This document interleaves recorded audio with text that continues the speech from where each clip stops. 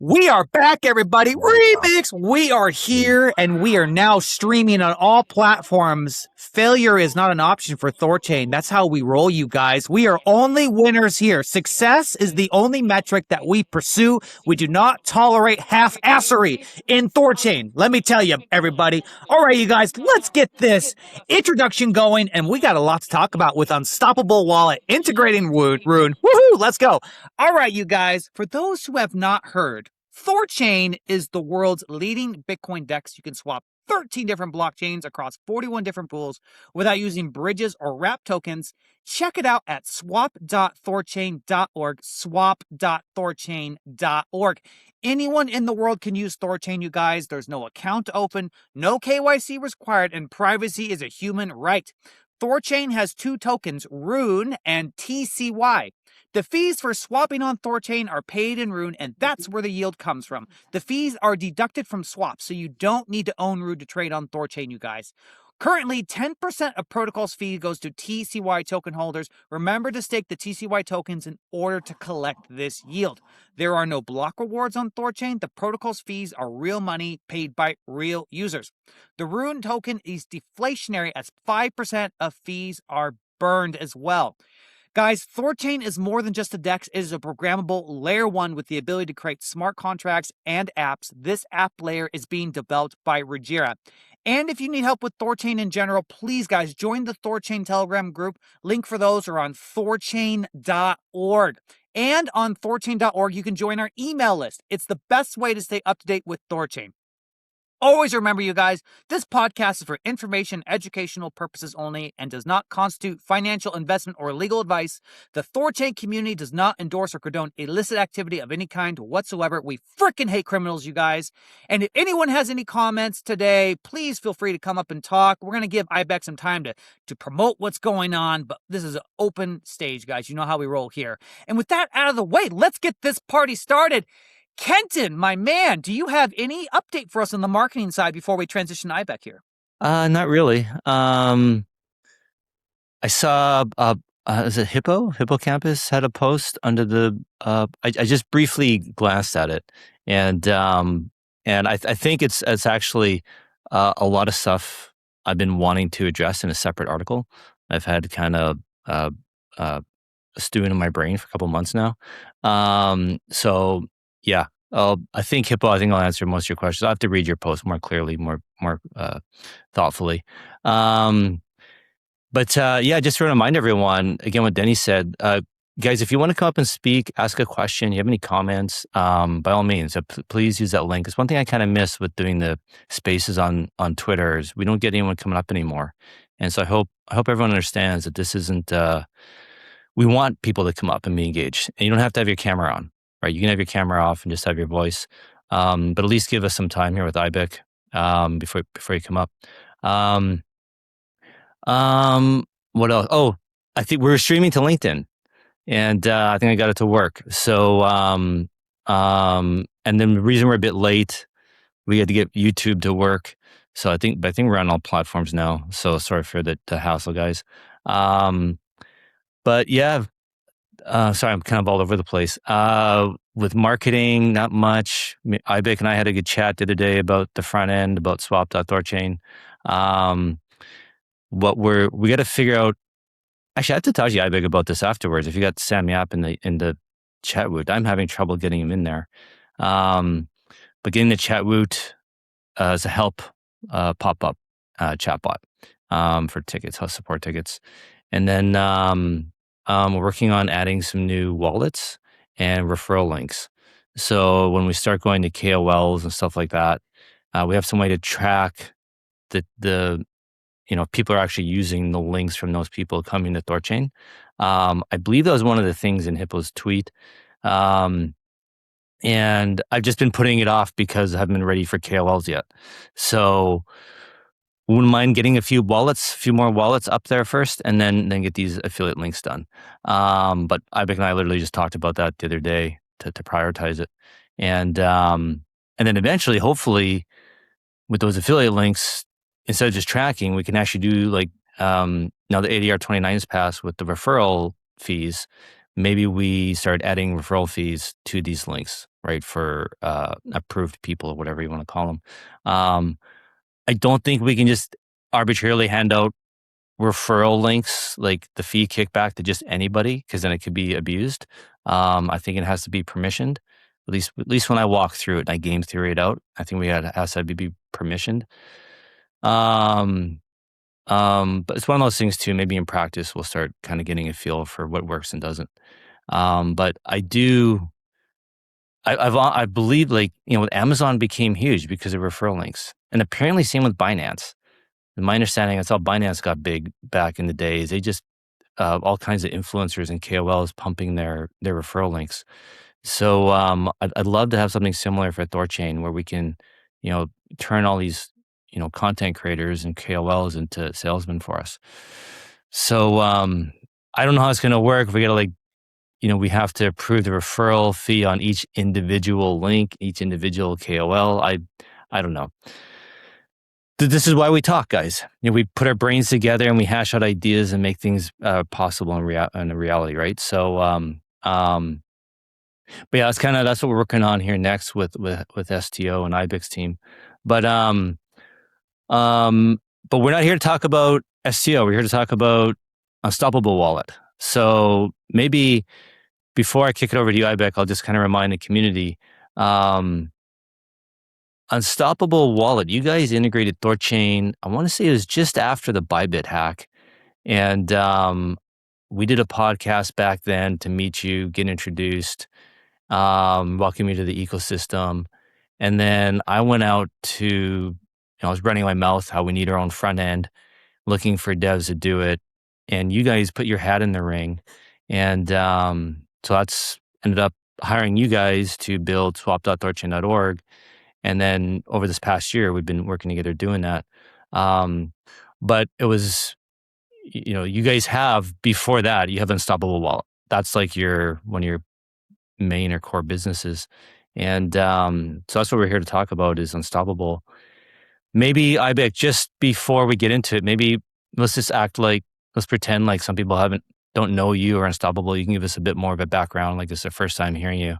And then we can start talking more about your wallet. Yeah, awesome. Yeah. Hey, everyone. Been a while, I think 3-4 months, maybe more. So back to Unstoppable. We started building this wallet back in 2018, I think. Yeah, around that time. And the reason we got into this, into the wallet space in general, was that our bank accounts were closing. The ones we used to be a SAS company doing B2B stuff, so crypto was mostly as on a private radar of each of one, right? Of each people in the company. But when the common account, business bank account, got closed, so everyone kind of saw the need, saw the crypto as a way to stay resilient. And also around the same time, doing anything other than that became kind of boring. You kind of we really felt the need to transition to crypto full time. And being engineers, we understood that there is a learning curve, and a steep one, because it's a fundamentally different approach to tech. Especially coming from Web 2 world, you are not used to the stack that blockchain comes with. So, and that's how we started building a wallet. And also, fairly quickly, we realized that there is no wallet we are comfortable with. And we used to be heavily, the products we used to build, they were heavily UX UI products. It's not like we were building interfaces, but the UX and UI part in mobile was something we were really proficient at. So, for example, to give you an example, Telegram is a messenger, and so is the WhatsApp, and so is the Signal, right? But when it comes to UX and UI elements, Telegram is superior to them. I'm not talking about privacy; this is a whole different level. But it needs to be, the credit needs to be given where it's due. They are really good at making UI smooth, and it may not be a lot of people take it for granted, but it's actually very difficult to do that, and it kind of shows the level of technical expertise they have, not just on building systems that are fast, but also quick and so. Having that in the background, we kind of realized, okay, there is no good wallet, and we thought, okay, let's build a wallet.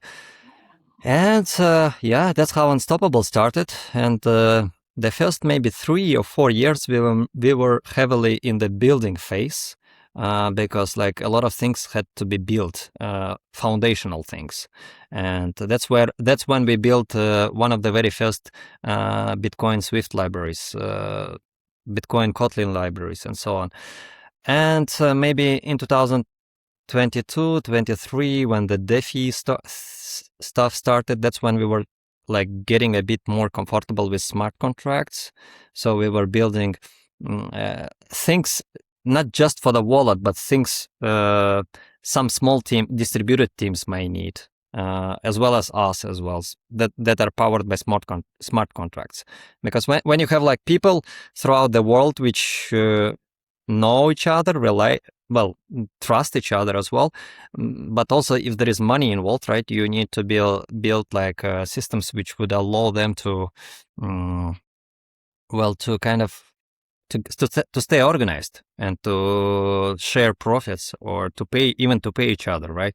So wallet is a core product we have been building for 7, now maybe 8+ years, and now maybe fairly recently we started to get that feeling that it's slowly but surely became one of the most comprehensive and most I would say not the most private one, but the one with the higher end of the privacy wallets, as well as on the higher end of the decentralization wallets. So that is there, and we are right now, we feel quite content with quite happy with the way product in general turned out. And lately we've been focused on building the features that it actually that are needed on top, not just the features that would support additional chains, but also like things like integrating swaps, which is we started with the THORChain a year ago, and now I think a year has passed, and the wallet provides ability to swap pretty much anything to anything. Anything that you can basically buy on chain is available from within the Unstoppable wallet. So that is there right now as well. Yeah, and can I stop you there? Can I? So you mentioned UX and UI on Unstoppable and Telegram. That's been one of the things I've enjoyed working with you guys most over the past year with STO is the UI and UX, I think, is really good. And hopefully our audience agrees. If you don't, let us know. Let me know. But we've nitpicked on the UX back and forth so many times, Ibek, you and I, and we keep refining it. We keep improving it. I think that's it's so easy to say, but it's hard to do. You know, we've had a few times where we're like, we have to think about something for a couple of weeks, how we're actually going to, the flow. So yeah, I just want to commend you and your team on that. I think you guys are doing a great job. Credit goes to you for the most part as well, I think, because one of the reasons why I personally like to work with the THORChain, there is an ideological match which is there, but also there is it's always a pleasure to work with people who strive to get a bit more than what you would expect in the standard delivery, right? Like sometimes you may think about the feature, and you kind of would implement it, but then if the person who is working with you on that would kind of question the little details here and there, you kind of end up getting like that additional improvement, which actually differentiates it from everything else, you know. So, and I think the credit goes to you, Kenton. It was a pleasure to work with you, and I actually enjoy our weekly calls. They are demanding, like emotionally, intellectually, right?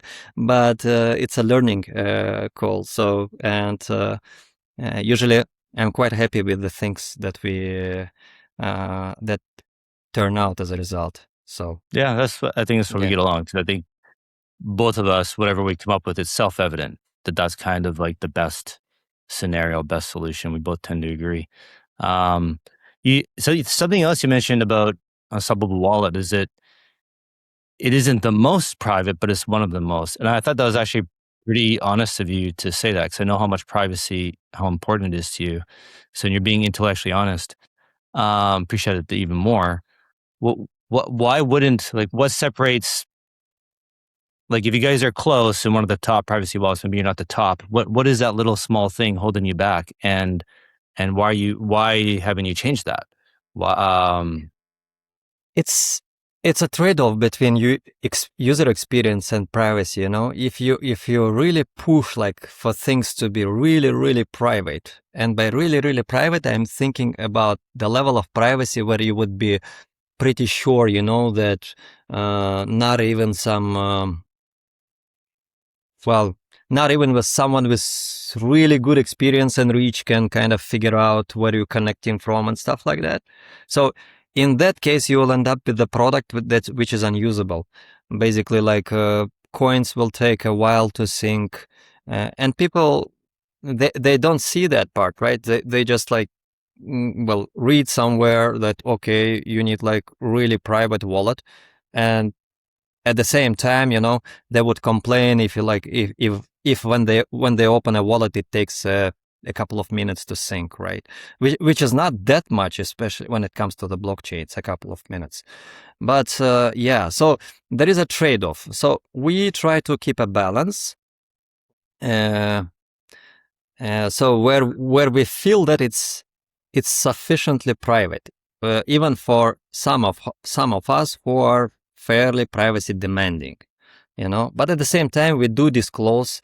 Sometimes you can't think of all the potential cases, you know. But either way, when we kind of announce a feature here and there or talk about privacy in general, we do mention, you know, that there is no such thing as fully private wallet. Well, at least I haven't seen one yet, you know. If it's a mobile application, it can give you a decent level of privacy where a wallet provider will not know anything about you, not know your balances, not know your transaction history, you know. But at the same time, like say that there is nothing absolutely your wallet provider knows about you. Well, that would be kind of a lie. Yeah, in many cases. So, yeah. So, but your wallet's open source, right? Yeah. And people have forked it too, right? Yeah. A lot of people forked it, and actually, some of the like we support a lot of coins, and that is actually a challenge, because competing with someone who supports just one coin, and let's say that there are like Monero only wallets or Zcash only wallets, right? And essentially, in that specific niche, we're competing with those products. In a nice way. We tend to play well with everyone pretty much, but yeah, we're competing, right?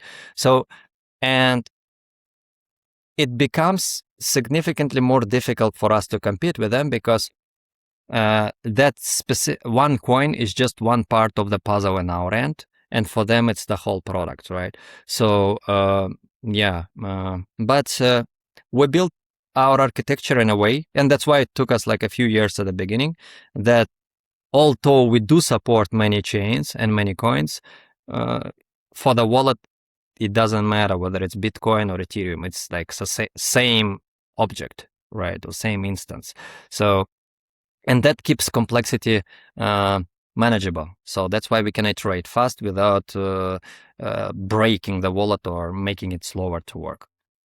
And so you mentioned you support all the coins. So you support Monero. That's what one of the coins you're famous for, right? It's a Monero wallet. And you mentioned Zcash. You support Zcash? Yeah. Shielded as well? Yeah. Oh, wow. I think we were among the very first, probably the very first multi-coin wallet with Zcash support, and likely to be also the very first multi-coin wallet with shielded support. The shield. So as soon as it became available in the protocol, it was there and Unstoppable within weeks. Got it. And so maybe it's a good segue into THORChain, into RUNE. So you finally have support for the RUNE token and TCY token now. Yeah. And is that it? What about RUJI or secured assets? Any of the other tokens? Yeah. Well, so I was hoping that both iOS and Android app would be available by the time of our call. So Android is there and iOS is still going through review. So I'm hoping that it will be available on Monday. I think they are not reviewing the apps on weekend, but so yeah, it wasn't available today yesterday evening. So it will probably be available on Monday. But everything that's on the THORChain right now. So secured assets, TCY, RUJI, RUNE itself, and also the Maya protocol, because essentially Maya is very similar. So it's once you have the THORChain, you have Maya in as well. So that is there and it works. We'll keep using it for a week or two, and hopefully in the next few weeks we'll kind of look into adding a bit more features that are there on the THORChain side, like bonding maybe. So yeah, we first wanna take some time and let it settle a bit. Because it's just a mobile wallet, right? You don't have a browser wallet, right? No. Is a browser wallet on the horizon? Is that something you're looking into? A lot of people are asking. Really, it's a commonly requested feature, but at this point we are kind of not keen on that. It's very hard to offer a browser wallet which is secure. I mean, you'll release it. It will be secure, but to maintain that security, especially now in the age of AI, is difficult. And in general, the tech stack when it comes to browser wallets is a bit on the risky side. So the JavaScript, there is a lot of libraries you're using, which you have, thousands of libraries which you have. Yeah, basically. So yeah, we kind of avoid that for now. We don't want to go that route. Well, it would be great then if you can do at least bonding RUNE and staking TCY. Mm-hmm. If you can at least do that inside your mobile wallet, that'd be great. Otherwise, I don't know what else what other features people would really need. But those would be the two main ones. Yeah. Well, we have STO. We have STO with pretty much everything that someone would expect from the protocol, right? And I think you set up you have some kind of understanding of what kind of features are being used and not being used right now on that website, other than the swap itself. So based on that, maybe you can guide us at some point that, this is, if a lot of people are, let's say, bonding RUNE, that's one of the very first things we can do. Essentially, if you are holding RUNE on the balance, and that is our use case, right? We have runes, and I actually approached you about that. It just makes sense to bond it or stake it, right? So it doesn't, you know, maybe I'd choose my words carefully, but holding RUNE and bonding RUNE is basically the same risk. It's, there's, your node could get slashed for a double spend, but it always gets refunded. The nodes always get that back. So unless the node is truly malicious, it's pretty hard to lose your RUNE.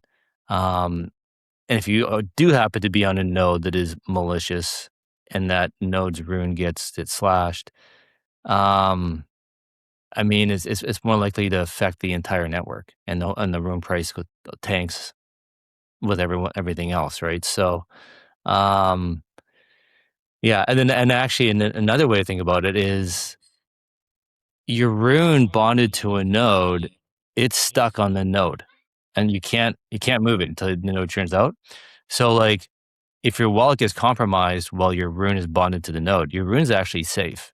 They can't the person who got access to your wallet can't access the RUNE on the node, and they probably can't even see it because they're not. I've had this happen before where people have had their wallets compromised and they've had LP positions, but the attacker can't see the LP position because they have to really dig into the block explorer. And so it might give you a little bit of safety there that, if something happens to your wallet, that you're actually still okay and be able to basically rebond. You can just rebond your RUNE to a new address and, to a wallet, a seed phrase that you control. So in theory, you actually get a bit more security bonding your RUNE. But you may as well earn some yield. It doesn't really make any sense to not bond your RUNE. And I don't have in a roundabout way, I have an interest to not say that because my yield goes down, right? The more people that bond, that dilutes the yield amongst all these people, right?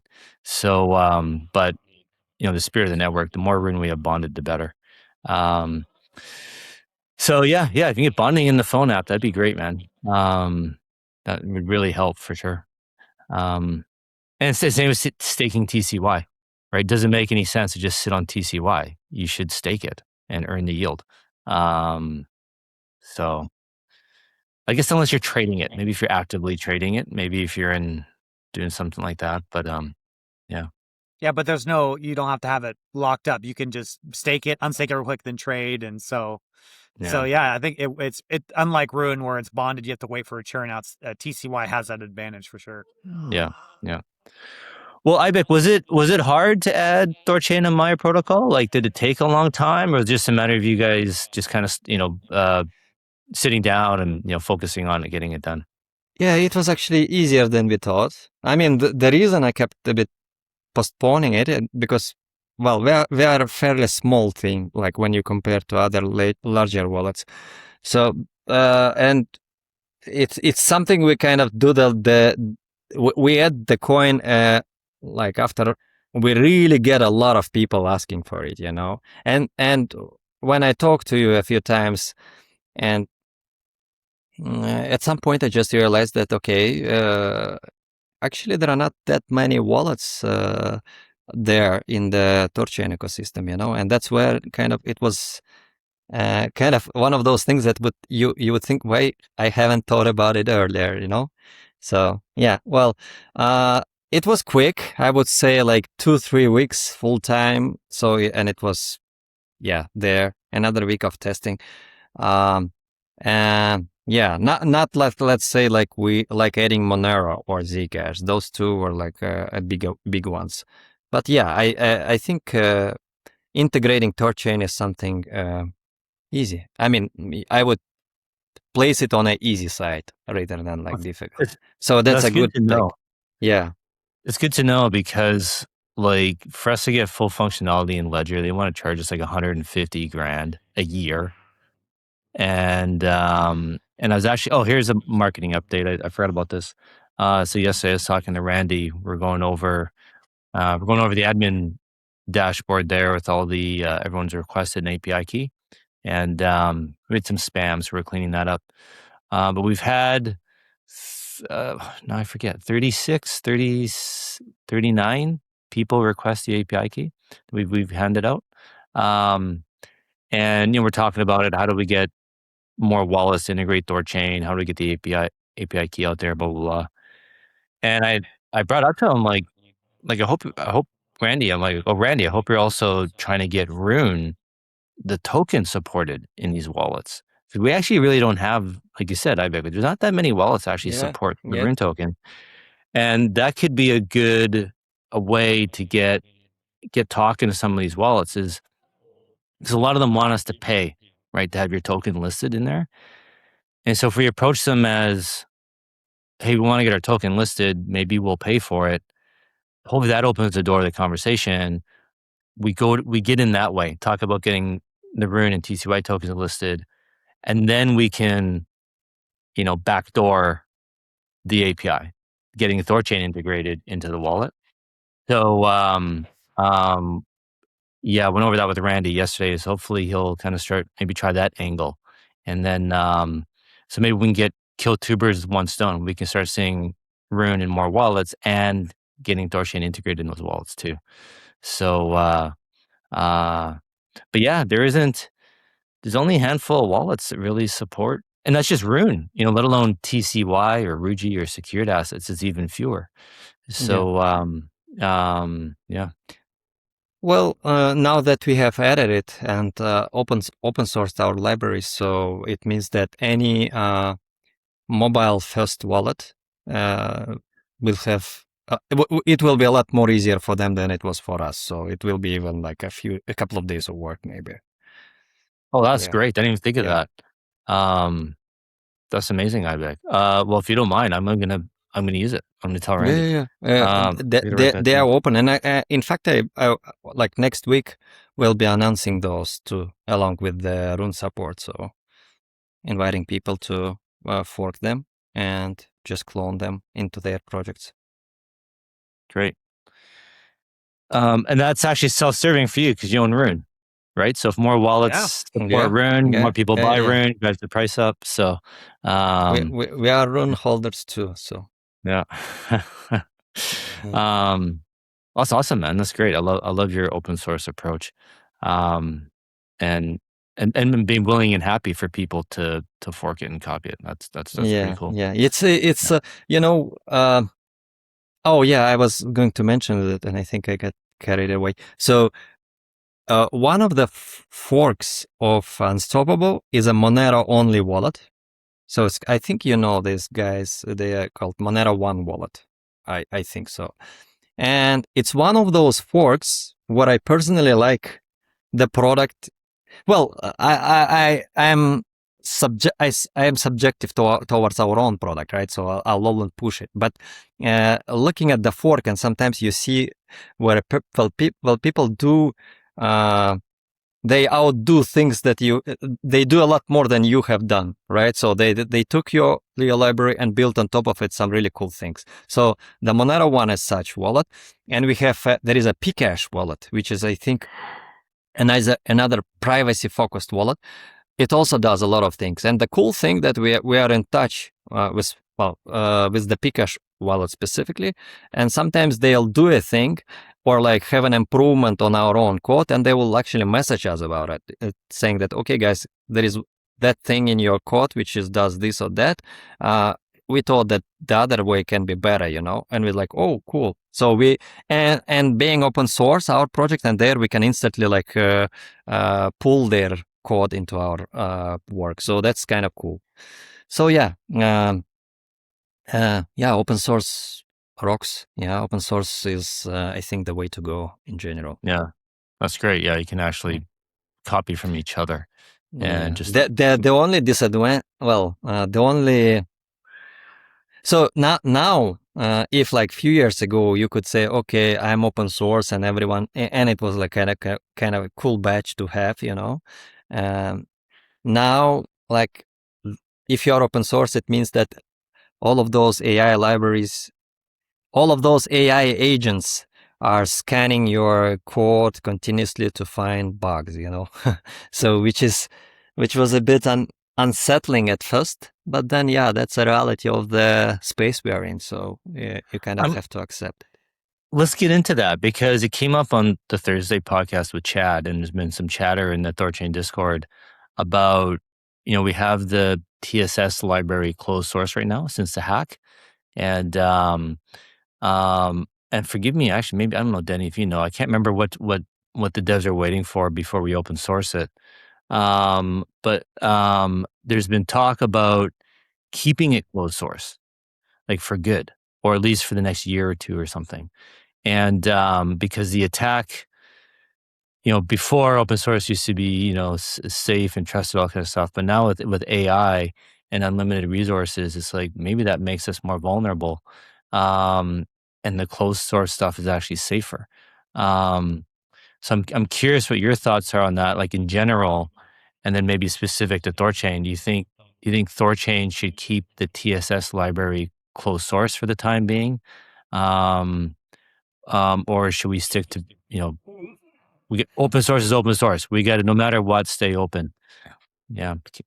Well, for the immediate time being, I think there is a merit in keeping it closed until everyone who is closely involved with building it is sufficiently comfortable with it being open, because the AI's made such a huge improvement right now that even if you are a good engineer, you cannot be good at 10 things. And most of the time when you're building those, comprehensive projects such as the THORChain itself, you have to know a lot of things. I mean, there is a code which you are working with. There are a lot of other variables which impact security other than the code itself. Yeah. So, and you have to understand those a bit. And it's kind of, I think a lot of people building open source stuff are not as confident as they used to be. That's my personal opinion, simply because we didn't have enough time to adapt. And like a couple of weeks goes by and you hear about a hack, and the unsettling part is that sometimes that hack happens to projects which are really good at what they do. Like a good example would be a Zcash bug with the ability to create counterfeit coins. It was if I am to choose people who are really good at cryptography, like number one people worldwide, I would think of some of the people involved within the cash ecosystem. So those people can end up with like having a bug in one of their libraries, and no one in the community, wider community worldwide, really discovered that for a few years. So, and that's just one example, right? And all of that happened in a few months' time, right? So, in the very immediate future, I think there is, in case of the THORChain, I think I would personally do the same thing. I would keep it closed for a while until everyone is sufficiently comfortable that, okay, models keep getting better. There are like Chinese models, some other models. And so, and people people using those models to scan for security bugs. So they are getting better as well. So it takes time for everyone to kind of catch up. And once, but over the long term, I think, it should be open source because it's a foundational part of the decentralized tech stack, right? It's not really decentralized if selected few has means to see how it operates. So you kind of go from the trustless to trust-based system. So. So that's there, but right now being open source is like, so all those closed source projects, they right now have this sort of like they got this upgrade in security because no LLMs are kind of attacking their libraries, so they're closed source. But that's like a new reality. Did you want to add anything, Denny? Well, no, I think you agree. I went on Dash podcast yesterday. I talked to 2.5 hours with Joel, and I had the same question as you, Kenton. I said, what do you think? Like in this era of AI where you have these models being released that have just, exponential growth curve when it comes to capability. They have, new impressive benchmarks. Like, the idea of open source is it's open to the world so that they can constantly validate the code. But if red team, the bad team, gets access to a new AI model that has a whole new level of sophistication, does that kind of like break the equation a little bit, right? Like if they're the first one with this new hard model that's really tough that they can look at our code. And we went back and forth on it. And I said, am I being a purist in my ideology of, do I always be open source? Should I not make a slight amendment to my own views given this unique time we live in with AI? And Joel, his opinion was, you probably still want to stay open source. And so I'm not sure, you guys. I'm not sure. I'm going back and forth on it. Or maybe you have a slight alteration where you're open source to the devs and like the nodes on THORChain. Or you're open source, but you have a 3-month lead time. So if you release new code, you have 3 months before that becomes open source to the public. So if any new LMMs come out, you can then test it against that before it goes. Really complex topic. I'm very not sure. I think we just like there's pros and cons to both sides of this conversation, and we just got to do our best at the end of the day. I don't think there's an absolute correct thing here. We have to trust in our devs. We have to trust in our hard work. We have to trust in the ethos. And so if we say open source, I'm okay with that. I am, just to be honest, I am like a little bit scared no matter what we do. I gotta be honest with you. I'm worried. AI's intimidating. What happened to my protocol? A 6-bug concatenation attack against my protocol. Same code that was audited by 2 separate firms and was live for 4 years. AI found this incredible 6-step concatenation attack on that's intimidating. That's godlike in my opinion, right? You can be the most genius developer. Your brain just can't handle that many variables to think of an attack vector like that. So good God, AI is just a different beast. Well, it's a tool, right? And it's just, if you've got a really smart person using that tool, they leverage it, right? So, it's the difference between hammering a nail into the wall with your fist versus an actual steel hammer. And, so AI in the hands of these really smart devs, they can amplify their knowledge, right? So, it is. It works both ways, basically. It became easier to build sophisticated stuff, but it also became a lot more easier to break into stuff. So, but sorry, Denny.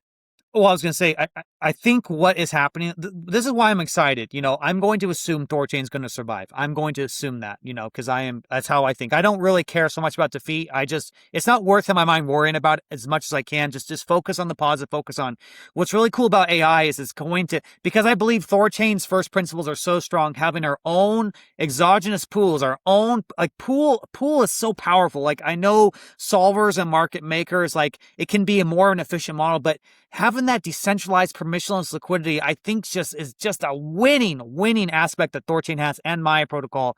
So AI, I think, is going to get THORChain to have close to perfect code much faster than if it did not exist otherwise, right? So the future, I am very bullish and optimistic, and all the things that we can build on top of THORChain is really incredible. That's kind of my next question for you, Ibek, but I want to kick it to you in case you wanted to add context to that current thing I talked about. Well, I think we covered it pretty well. So it's basically we need some time to adapt to a new reality where a software development happens with the AI. So people building stuff with the AI, people scanning those libraries for vulnerabilities with the AI. So people doing audits with the AI. So I think it changed how this software development in general is being done. So, but the code will stay. I mean, people will keep building stuff, right? So. Yeah, absolutely. Okay, let me change it a little bit. So we talk about, integration, THORChain, RUNE, TCY, Rujira. So I'm going from memory, guys. I apologize if anyone's watching this, I get some details wrong, but the app layer was recently restarted on THORChain, and due to custom concentrated liquidity, it had a lot of activity, like a lot. And it now is starting to bring in a little money to THORChain. I think it was, if I'm not mistaken, around $8,000 or so, which is not trivial for a day, right? That's just the very beginning. beginning. So, I know you as Unstoppable, you just added THORChain. You want to see how things are working, make sure everything's good. But, let's just wave a magic wand and say that the app layer is fully fleshed out. It's working really good. Loans, all the different stuff. Is that something you guys are planning in the future to add the primitives of the app layer to Unstoppable? Yes. In fact, we have been thinking about a number of things that can be built up like in the future. Well, we have our own ideas, like Bitcoin-based stablecoin, for example. That one idea that's been on our radar, and we kind of kept researching it. Anonymous swaps. Once you have like XMR or Zcash within the THORChain, you can kind of program swaps in a certain way where you kind of can add basically some level of anonymity to your swap. Well, not a pretty decent level of anonymity, I would say. So that is another one. So in general, we see THORChain as programmable layer, although many people perceive it mainly as cross-chain DEX, right? That's the brand impression that many people get, that okay, THORChain is cross-chain DEX, but actually THORChain is cross-chain blockchain. Basically, it's a programmable blockchain for cross-chain for different assets, native assets from various blockchains. So I personally think that that's the biggest area THORChain can excel in the future, but it needs time, basically those primitives needs to be built. I'm glad you brought that up, because it's one of the things Randy and I were talking about yesterday. We're talking again about Houdini Swap. Chad's idea of having Houdini Swap on swap.thorchain.org. And the way they achieve privacy is they route the trade through a centralized exchange. And I'm like, well, I don't like the idea, because I don't want, I get it. One, out of 5,000 trades, they all go through, but except for that one, right? And it's like, the whole point of THORChain is a decentralized exchange. If we start routing trades through a SEX, I don't think that's what our users would want. I don't think anybody would really use it. And if they did, they'd probably use it unknowingly and be upset knowing it's going through a SEX and could be censored. Yes. Plus, it's expensive. Yeah, it'd be like 1.5 bips or like 1.5 basis points or something. Sorry, 1.5% or something. But I had two other ideas to come back at that. One is what you just said, Ibek, is that maybe some wallets or front ends will create a way for people to make a swap on THORChain, go into Monero, do some hopping around on a Monero, and then come out, the coin the person wants. So somebody wants to buy Bitcoin, sell Bitcoin to buy Ethereum.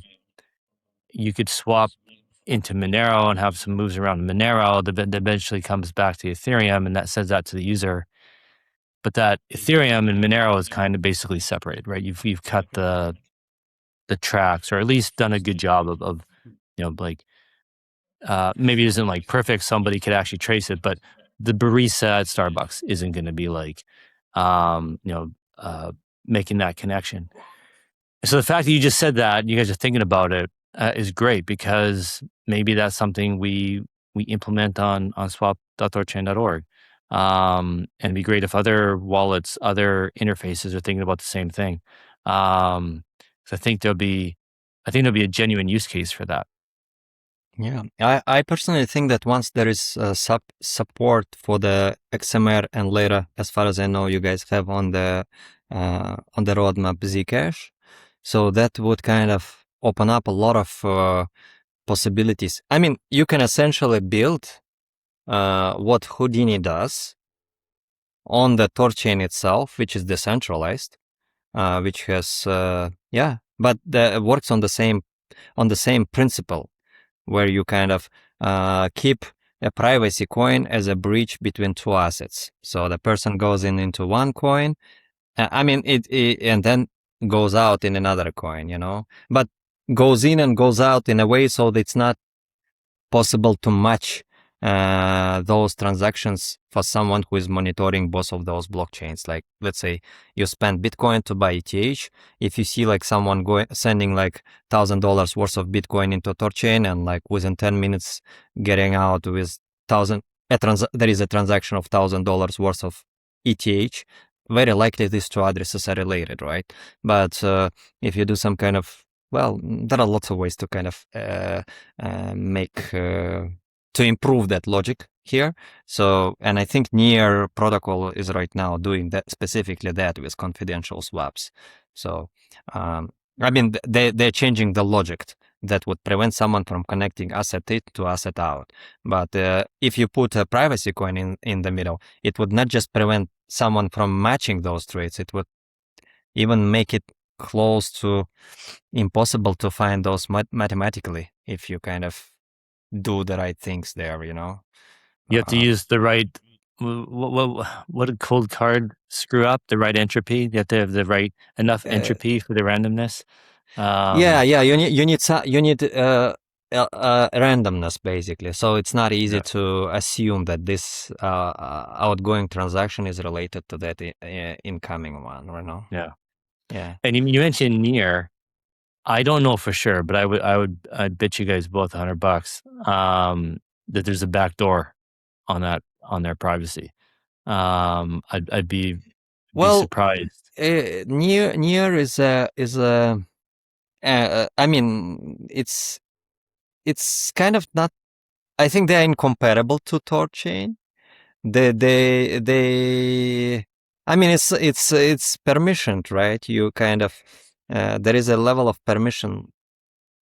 Yeah, it's permissioned. Yeah, in that sense. So, but what it does have is like is speed. So when you compare it to instant swappers, centralized instant swappers, you get speed. Yeah, like it's easy to, well, you get speed, which is, I think, comparable to that of THORChain. Yeah. Well, go ahead. Oh, sorry. Yeah.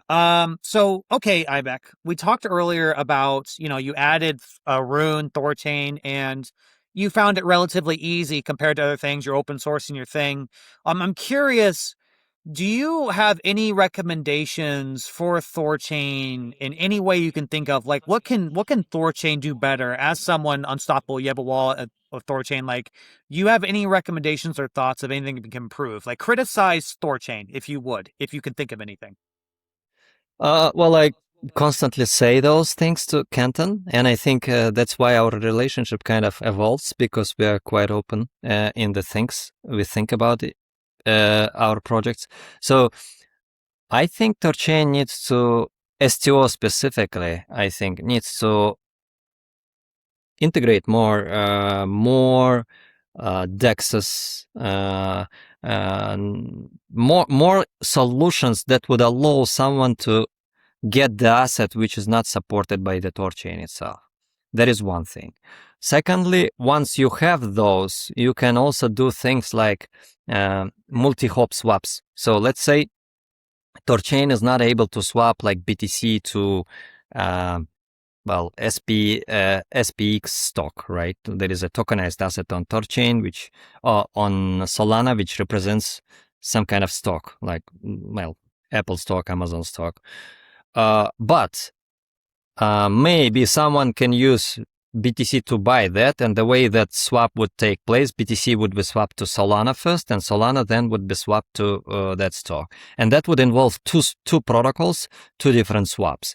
But for the user, it can be just on the STO interface, where they would say select BTC and then like SPX stock.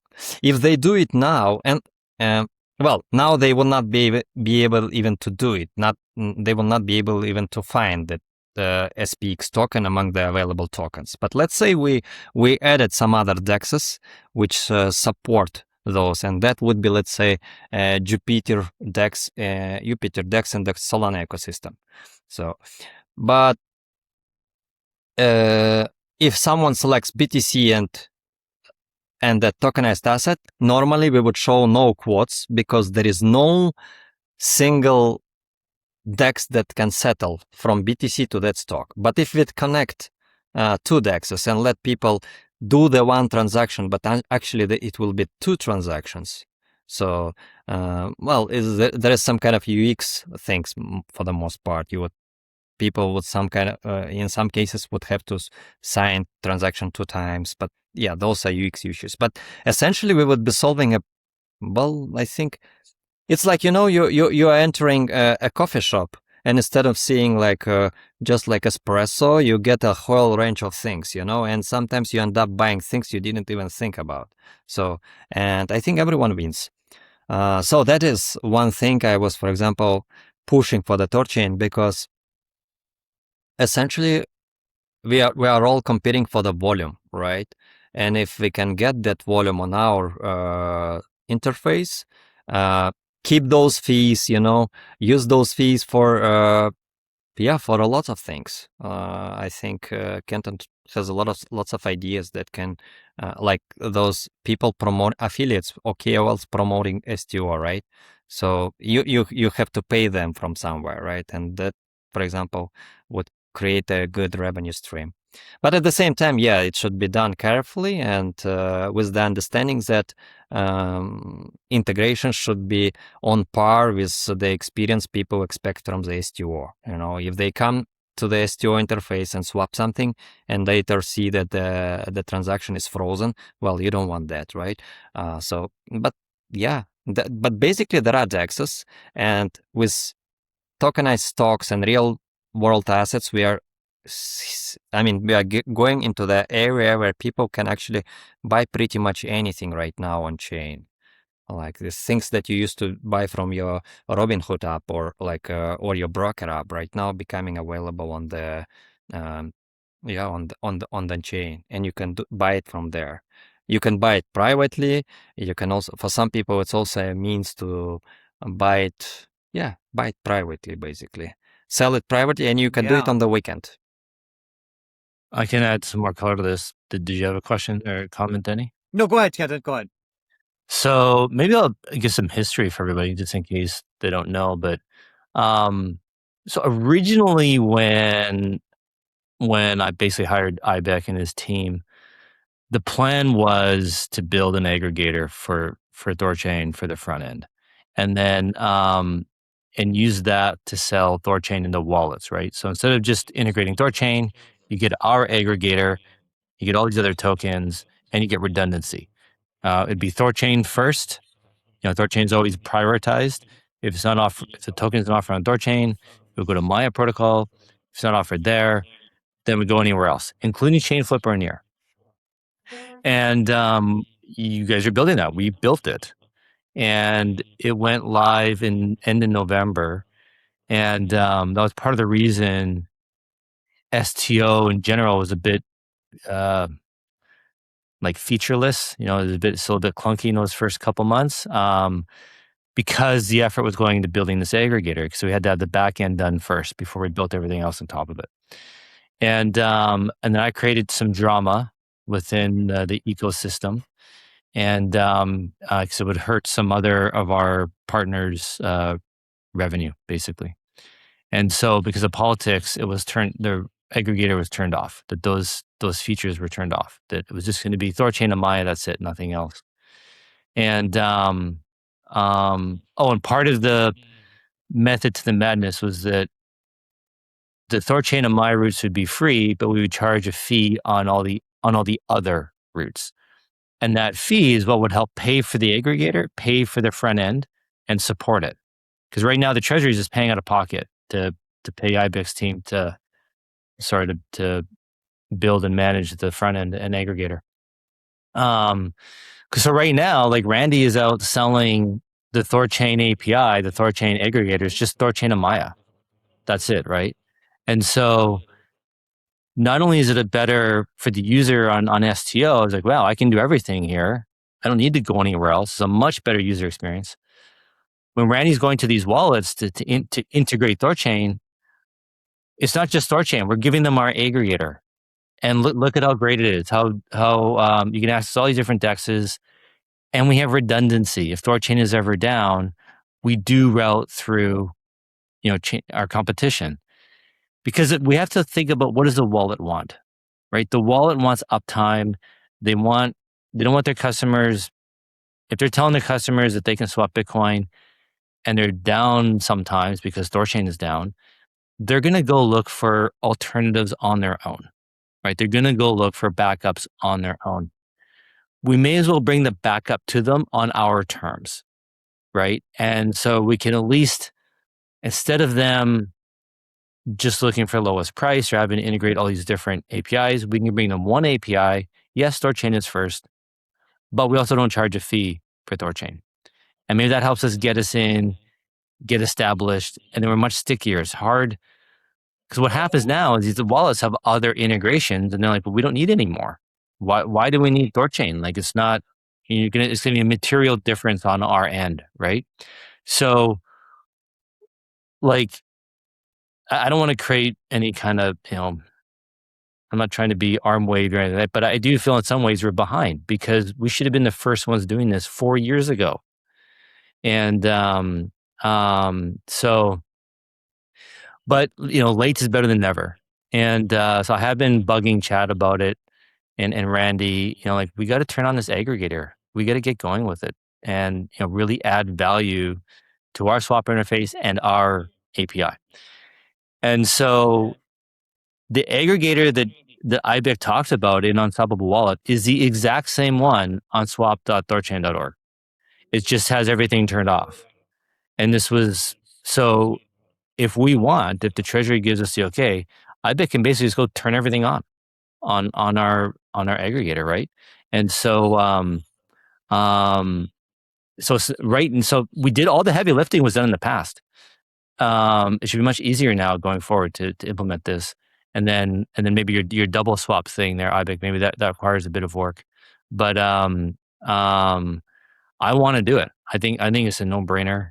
And I think it's this is, the Treasury is talking about needing more money for the debt fund. Well, this is how the Treasury can make more money off the fees going to non-THORChain routes. It's another income stream. So I just don't see how it's a bad idea. I don't understand, other than politics, why we shouldn't do it. And yeah, so I still want to do it. Maybe now is the time. We have the Chad and Alex and Marcel. Well, Marcel, he was on the Treasury before, but Chad and Alex are new. So maybe with some fresh blood, we can reevaluate things. But I think I have talked to Chad about it. I think he's open to it. He needs to cook in his brain a bit more. He wanted to put Houdini Swap on STO. So if he wants to do that, I don't know. I think an DEX aggregator is like a less controversial thing to do. So yeah, I think I think a lot of, I like the protocol, the Houdini Swap protocol itself, but we haven't integrated it, for example, because you have not, or you have? No, we haven't, because in our opinion, we kind of profile each aggregator, each source, liquidity source, basically. That's what we call it, according to our own risk metrics, and Houdini Swap carries a lot of those. It has a huge brand of the niche privacy, but it has a lot of things that it can go wrong with it, basically. So, it's centralized, and it happens that based on the assessment that we get from some people, it happens that they, let's say, when your assets touch Houdini Swap protocol, they are marked. So if those assets will then go through some other exchange later on, which has AML policies, they may kind of flag them, create issues for you. Not necessarily freeze them, but they become some kind of tainted. That's the level of well, AML right now is a tricky thing, it's very aggressive, and there are so many companies using their own practices to mark certain transactions. So yeah, Houdini carries that risk. I mean, it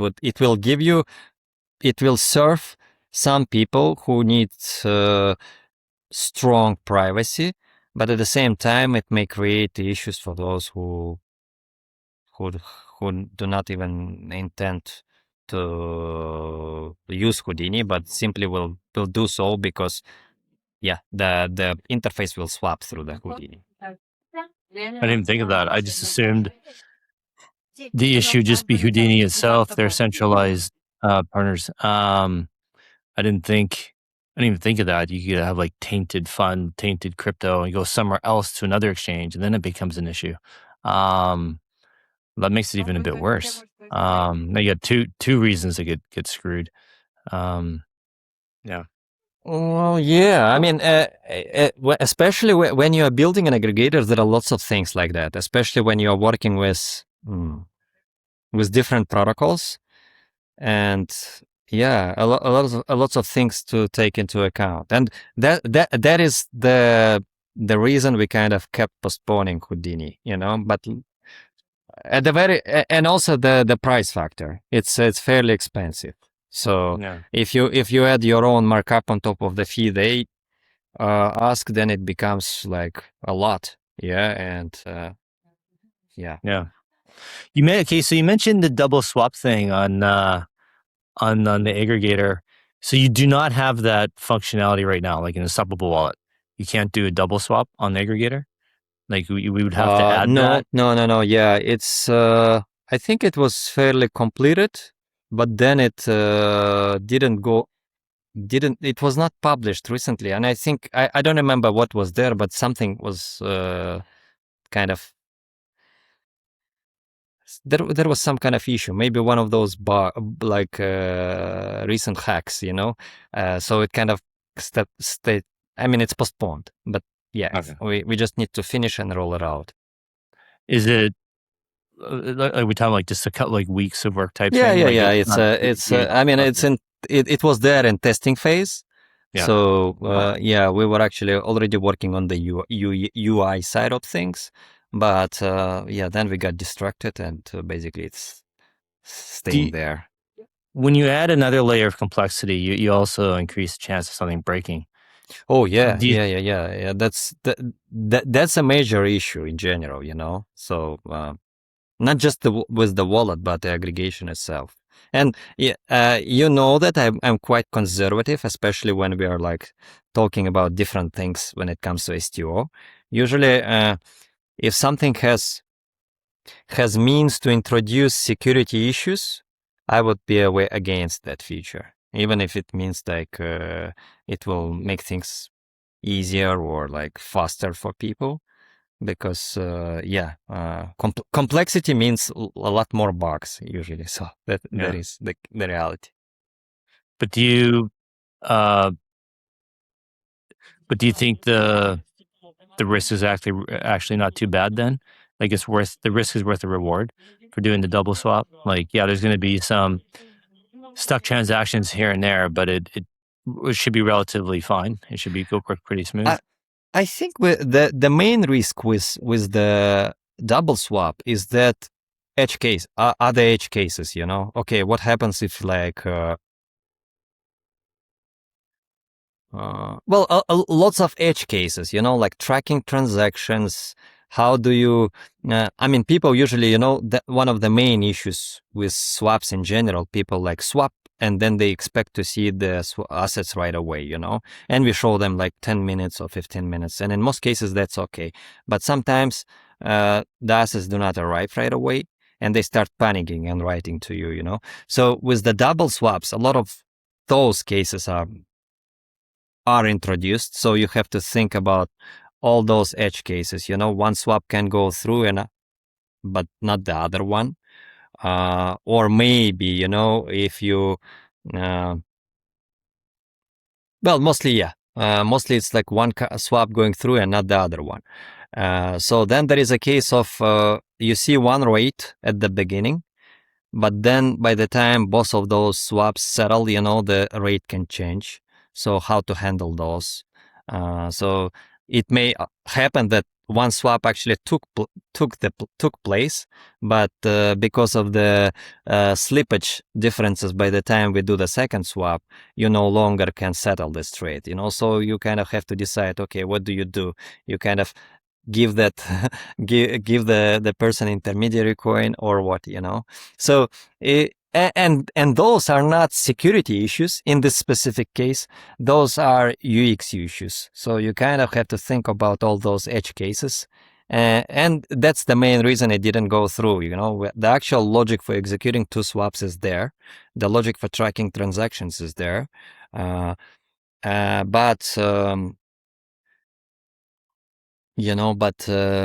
there are no all those edge cases are not there. And then you have cases where, like the THORChain itself, where you have to send the exact amount. So that also needs to be taken into account, because when swapping one asset to another, you are never really sure about the exact output you are getting, because it can deviate because of the slippage. But then if on the second swap you have to send that exact same input, what do you do? So those are manageable, but it's just it's one of those features which is done fairly quickly but needs a lot of testing. So but if we had, say we had all the DEXs on the aggregator, but no double swap feature, someone could still, if they want to go from Bitcoin to your S&P 500 SPX stock on Solana, they'll put in Bitcoin and they won't be able to select S&P 500. But they can go from Bitcoin to Solana. They can do that swap. And then they go from Solana to the SPX Sol token. Yeah, just manually. Manually. Yeah. So I'm wondering, in theory, that should be safer, right? What if the UI goes from Bitcoin to Solana S&P token, that when the user enters that, a pop-up comes up and says, okay, this is actually requires a double swap. You have to enter a manually swap Bitcoin to Solana and then Solana to this token. You have to break it up into two. We could display that. I know that's a bit more clunky, but at least in the meantime, while you're, if it's taking a while to sort out the double swap, I don't know, just an idea.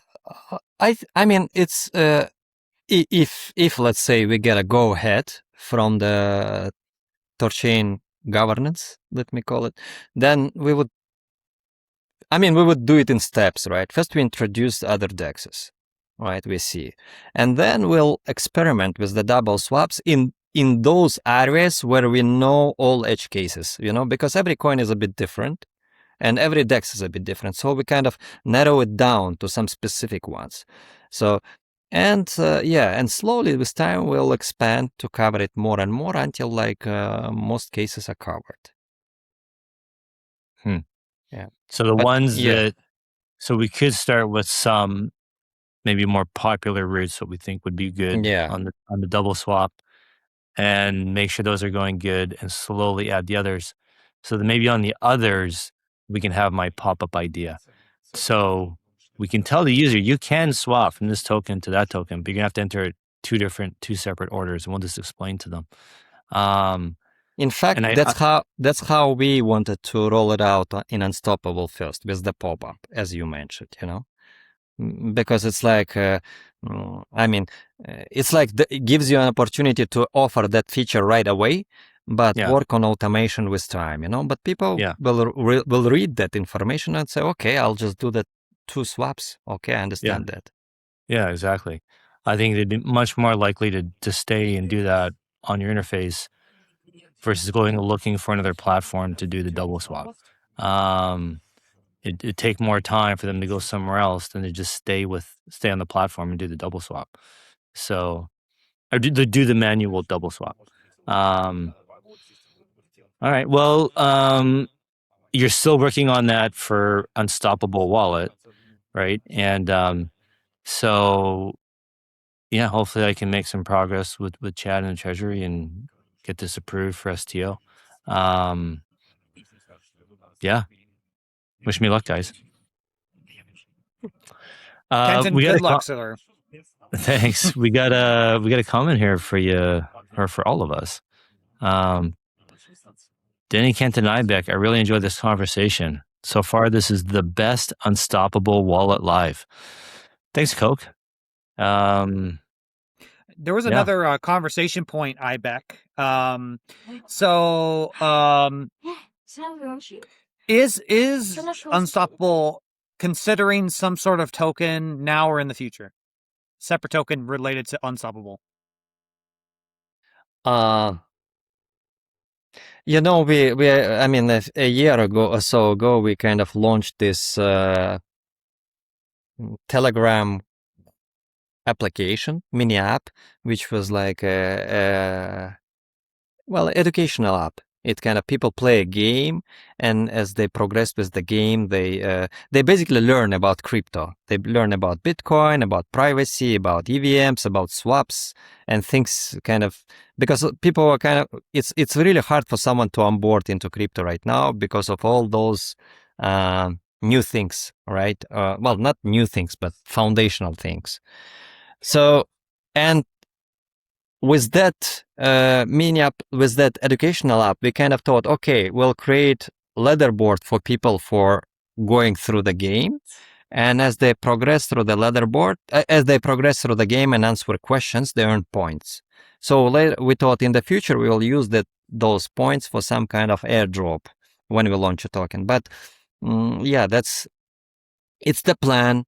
We don't have anything concrete. And the idea is that you launch a token when you see a use case for it, and the use case is like, I mean, it should have some kind of utility in our opinion, you know. So you should be able to use that token for something, and that something should be in demand, so that there is a value in that token, right? So, so not yet, but we are kind of, I mean, apart from the Unstoppable Wallet and aggregator, we actually do build some stuff right now, like targeting long term, you know, and maybe the token will be relevant in that context in the future. But yeah, you know, this is something I've thought about in different ways. Like, the first thing that comes to mind is the Brave browser's like BAT, basic attention token. And I always wondered, I don't have a fully formed out idea, but like if you had someone using the Unstoppable wallet, right? And every time they used the you know, where they made a swap or maybe they take out a loan or whatever comes, they could get like this token as a reward. And then like the more tokens they accrue, then maybe they get a slight discount on a fee tier or something like that. So it's gamification, right? They have the perception of a reward for using the Unstoppable wallet or something like that. There's different ways you could do it. So I'm not sure, but I think it's definitely an idea. I think there's something there. You just gotta play with it, and maybe you could use those tokens for some other thing in the app too. I don't know, but yeah, that's what my mind does anyway. And I think it's a good example of how it can be done, because I think one of the more successful use cases that I've seen was something similar to that. There was one fairly popular swap interface for Monero, which would kind of award tokens for each swap, their own tokens, which I found quite interesting. And in my opinion, it does work. It encourages people to go and swap. And also, if you do have a token and you have a fairly large volume of people swapping, then I think it makes sense to offer it to your audience so that those who swap a lot would kind of get rewarded rewarded in a sense. They get lower fees applied to their swap, you know, because you do want to kind of you do want to give discounts to the people who come in regularly, but at the same time, we have no means to do that now because we do not have any means to identify people, right? So, but over the long run, I think that's the plan.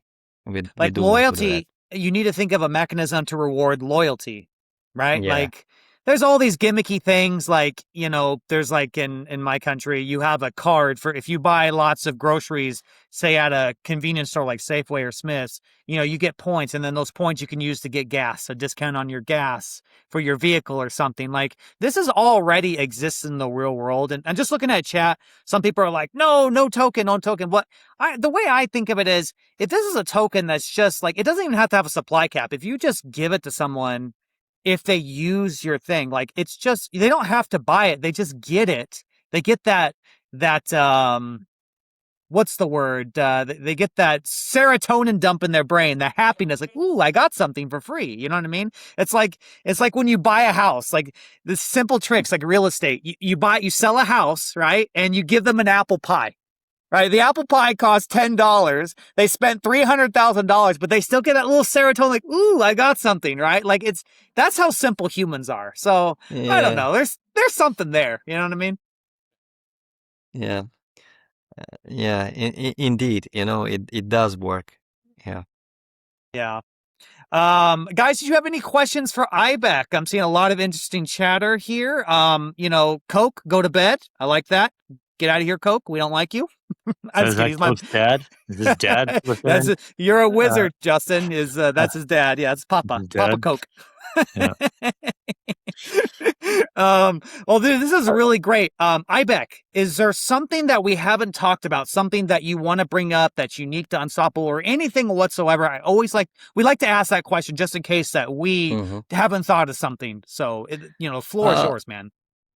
I think we covered pretty much everything. So I think the purpose was here to let everyone know that we added support for the THORChain. Not the swap support, but the actual blockchain support, where people can actually store their THORChain assets within the Unstoppable itself. So, and we'll be announcing that, we'll be like talking about it for a while, I think, moving forward. So that is there. And secondly, we will be announcing a new product in the coming weeks. And I just want to briefly mention that, and that will be a wallet specifically for stablecoins.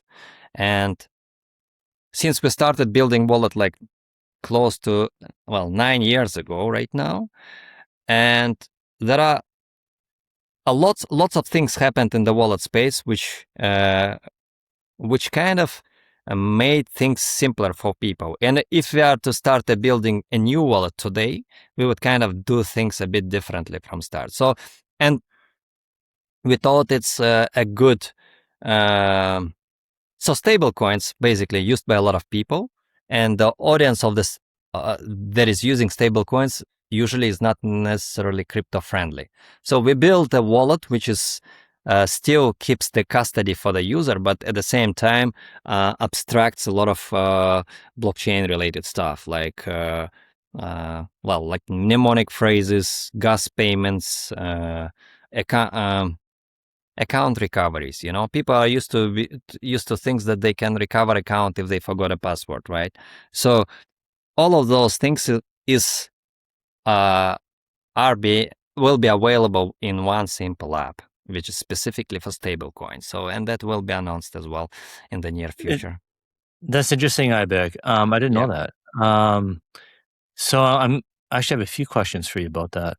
Well, I guess I'm hearing this from other wallets too, and not just like big ones as well, that their focus is stablecoins. Are you seeing this trend? Is this a thing? You guys are seeing other wallets coming out and you guys are trying to compete and get in front of it? Like what is it about a stablecoin only wallet that you think is worth your time to get out there? Well, first of all, it's like Tether, the actual Tether Limited was building its own wallet. I think it's called tether.me or something. And it is a Bitcoin and stablecoin only wallet. So they started doing it a year ago. But in general, we are seeing two types of audiences in crypto. There are people who use crypto like for speculation, for investing, for keeping things, right? Like Bitcoin, RUNE, ETH, and so on. So people buy it, people store it and keep it long term, right? And there is a a much larger audience, maybe like 100 times larger audience, which uses stablecoins for commerce. And these people are not even familiar with crypto as such. They know that, okay, they have heard about USDT. They may not even know that it's something known as stablecoin, or like that it can be frozen and stuff. They just heard that you can send someone like money abroad using USDT and do not pay any fees, that you are kind of used to, and it will be instant. So, and we have seen that. And then over the last year or so, we have seen a lot of regulations taking place in regards to stablecoins worldwide. So our assumption is that within the next 2 to 5 years, we'll see stablecoins integrated into the banking apps, into the money transmission apps, into basically into the everyday finance. So it will go beyond. So stablecoins will be available not just in your exchange app or a crypto wallet, but like in pretty much every other finance app. So that kind of gave us an idea to build this infrastructure stack around that whole notion of stablecoins. And yeah, so that's what we've been doing. And we feel that they'll be big. That stablecoin, I mean, they're already big. Kind of Tether is the second, I think, coin by market cap, and the highest volume of transactions are in stable coins, right? But if we think in terms of general finance, global finance, they're still very small. But a lot of people are trying to get them regulated and get them into the into the financial system. So that's why we kind of invest resources into that and building them. How will you guys make money off that wallet? Well, if you send someone's, let's say, USDT, you no longer have to pay like fees in ETH.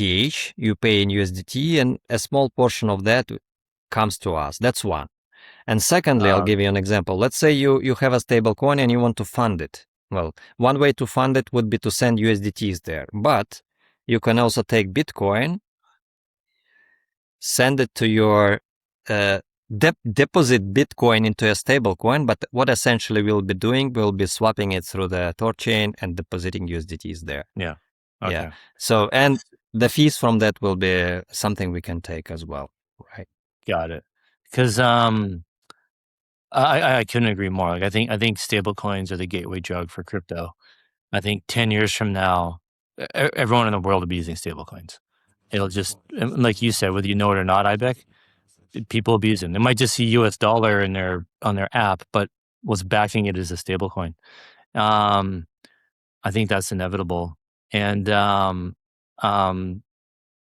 mentioned the other wallets working on this too. This is what got Chad thinking about THORChain offering stable to stable Feeless swaps, so that let's say somebody puts USDC into your wallet, they could swap to USDT without a fee, at least on THORChain side anyway.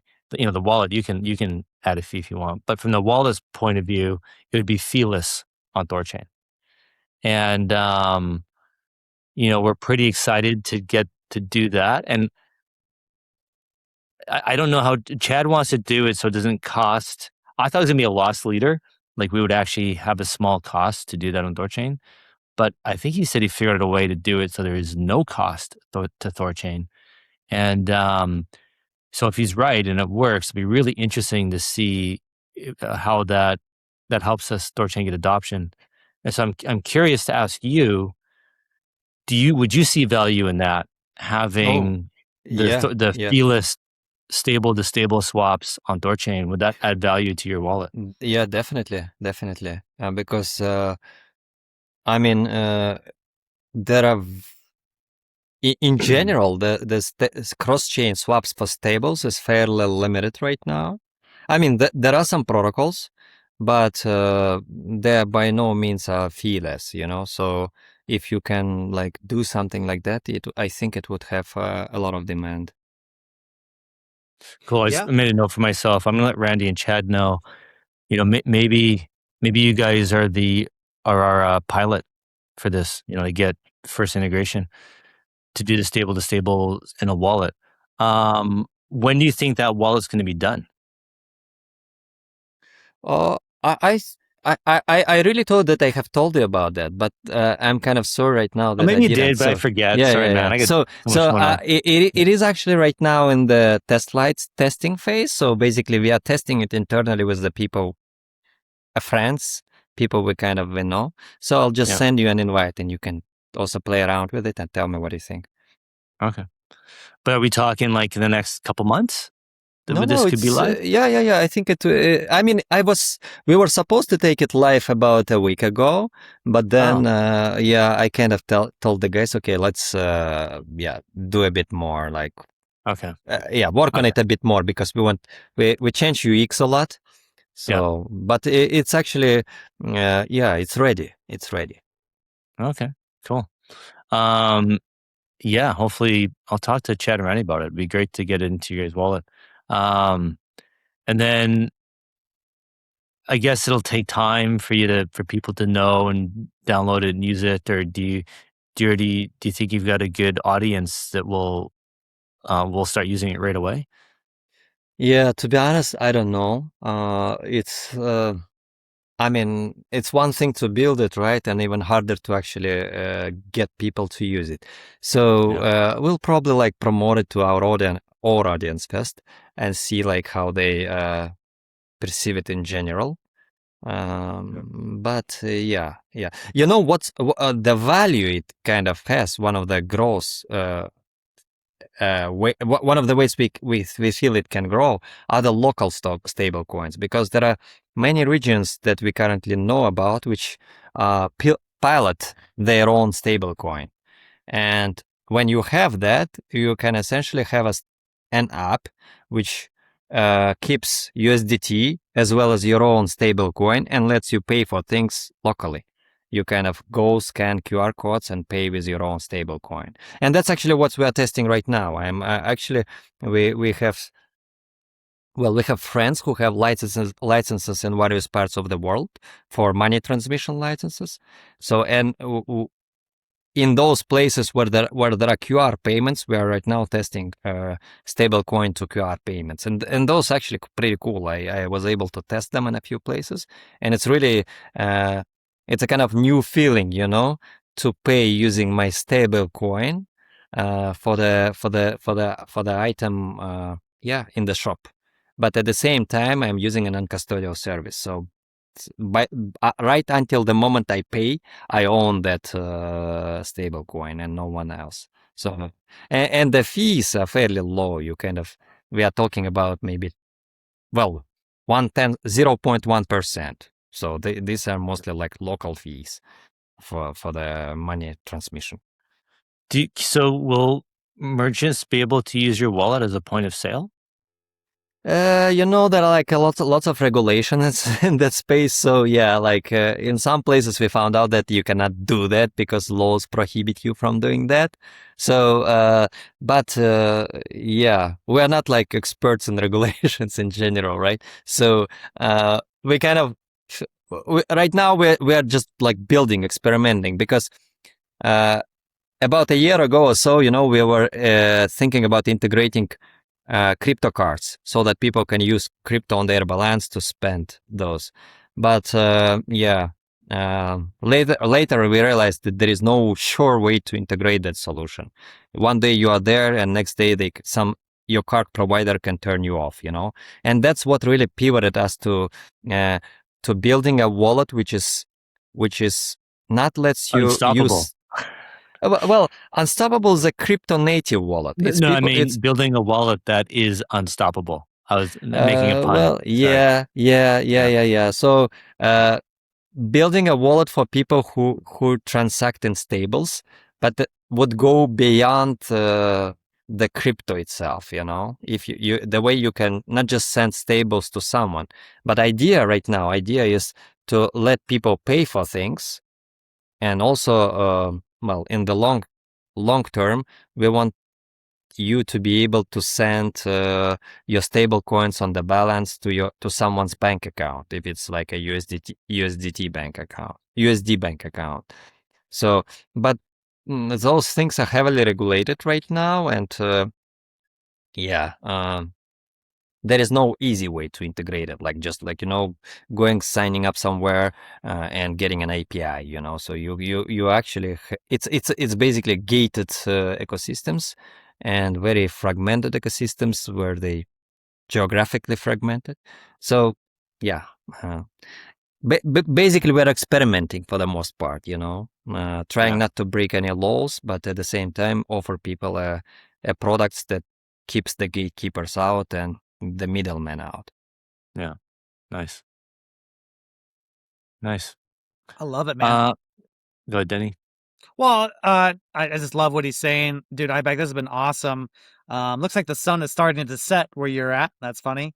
Yeah, I really think this Feeless stable to stable thing is really good because, when you have other protocols like Near, whoever, like these are market makers and solvers, and they need to make a revenue, right? I think this is where our pool to pool model really shows its strength because, it doesn't have to be profit seeking in every single case, right? It's just overall what the network makes. Everything is, I don't know if the word is socialized, maybe homogenized is the right word here, but right, this is where I think we have our huge competitive advantage where we can just give a product that a market maker or solver, there is no reason for them to settle a swap if they're not going to generate revenue from it, because these solvers and market makers are third parties to the protocol that they're belonging to, right? This isn't like a market maker or a solver, like it's not a chain flip one, or I'm assuming it is. I don't know, maybe it is centralized like that. Who knows? But I think we're onto something here, and I think we're just tapping the surface. And I think Ibek, you have got the right instincts, man. I think you're on it, dude. So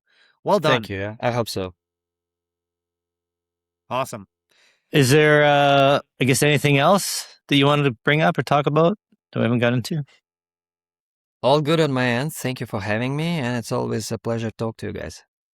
Yeah, someone in the audience says I look like Steve Harrington. I have no idea who that is. So if I put in Steve Harrington and it's like some like monster human, I'm going to be really upset here. So it's a woman who's now a man, a transgender. I think that's what it is. That looks like a very effeminate person. So I think you meant it endearingly. Thank you. To be determined on the thank you. Denny, you look like Steve Harrington. Okay, very good. I appreciate it. Thank you so much. I hope you get excited by that. And you're Keanu Reeves, Kenton. You're Keanu Reeves. What is Ibek? I know I'm more like Bodhi, Patrick Swayze. Patrick Swayze. Yeah. What does Ibek look like, you guys? You guys got to think of something. He looks more like Keanu Reeves. He's got darker features. John Wick with a beard. John Wick with a beard. Yeah, man. Yeah. If you ever come to the States, Ibek, you ever want to go shooting, I'm your guy. Kenton, you too. We'll all go shooting. If you ever done that before, I don't know if you've ever done that. You'll have a blast. And shoot a propane tank. It's more awesome than it sounds. Yeah, it's pretty awesome. Yeah. It's pretty cool, man. Cool. Ibek looks like a boss. Yeah, I think we'll wrap it up. We're just having fun now. Ibek looks like a boss. Well, of course he is. He is the boss. He's the man. So don't disrespect Ibek, guys. Better watch out. He's like a friendly chap on stream, but when this live stream ends, he's an absolute killer. He's a killer, and you never disrespect him at all. Let me tell you right now. Ibek, you got anything to end it up, buddy? And then we'll wrap it. What do you say? Yeah, thank you guys, and I hope you download Unstoppable. Android version already supports THORChain, so you can get a feel for it. And iOS hopefully on Monday. So very good, you guys. Awesome. This has been Unstoppable Wallet, you guys. A wonderful privacy mobile wallet that has added RUNE support. They've integrated THORChain, and they are planning to add more things. Someone asked earlier in the conversation, wind bonding. That will come, you guys. I don't think they have an exact date yet. They are coming. They are fully aligned with the ecosystem. Ibek, this has been such a great conversation. Thank you so much for your time, buddy. All right, guys. Yeah, thank you, sir. Let's wrap it up, you guys. For THORChain data and insights, please follow at Ray Analytics Rake, on X. He does written recaps of these podcasts too. And always remember, guys, the views expressed are solely of the host and guests. Any action taken on this information is at your own risk. Past performance is never indicative of future results. And again, we always say the THORChain community does not endorse, condone illicit activity of any kind. We freaking hate criminals, you guys. Next Saturday, we're going to have Pragmatic Monkey on the app player, and he's going to be demonstrating some custom concentrated liquidity stuff. And this is really exciting, guys, because what I said earlier, the app player had some banging activity. So really, really cool. They are bringing revenue in. This is the very beginning, guys. Let's see where this goes. And this might actually be a reoccurring episode where Pragmatic Monkey comes back and readjusts the position. So it'll be really, really fun, guys. Do not miss that episode. Thank you, everyone, once again. We will catch you next time. Take care, everybody. Bye-bye. Bye.